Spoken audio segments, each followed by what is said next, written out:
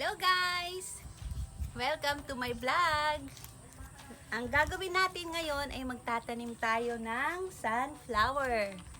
Ito nga pala yung brand na ginagamit namin sa farm. Yan, Sakata Sunflower Beans and Choice Tangy. Yan po yung ginagamit natin. Ito po yung pang flower shop na bulaklak. So, itatanim natin to ngayon para po sa darating na November 1 and 2, meron po kayong mabibili o mapupuntahan po dito sa RD Farm ng mga sunflower. Tara guys, samahan nyo na kami magtanim ng sunflower. Mga guys, ito pala ang kailangan natin, ang seedling tray. Tsaka yung gagamitin natin na lupa ay garden soil. Yan lamang guys. At saka itong ating sunflower seed. Ganito pala ang pagtatanim ng sunflower. Bali, ilalagay nyo siya 1 by 1. Ang sunflower dapat yung nasa ilalim niya, yung patusok, nakikita nyo guys. Yan mismo yung may tip na yan, ilalagay natin sa lupa. Yan guys, oh. Tapos, lubog lang ng ganyan.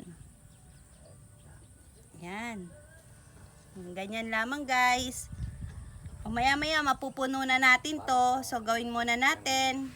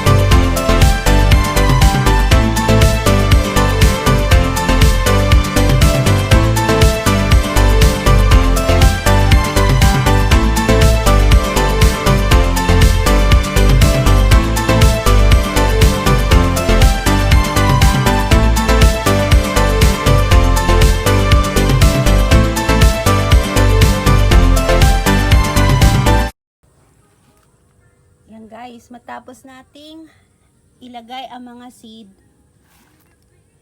ng sunflower, itatabunan natin sila ng lupa. Yan guys. Yung marahal lang na stroke. Natabunan lang sila ng lupa.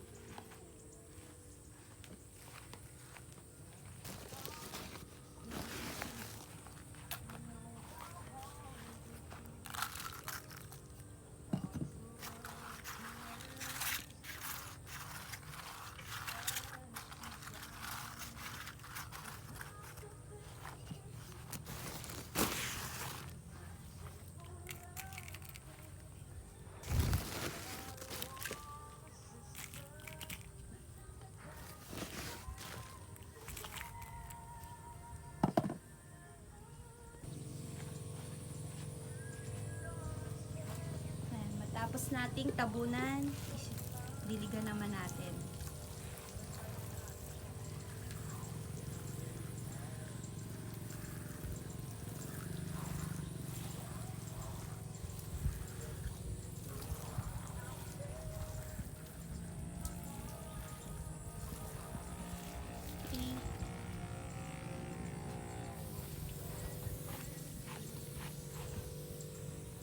Guys, maghihintay na lang tayo ng 5 to 7 days. Titingnan natin kung may sprout na ang ating mga sunflower seeds.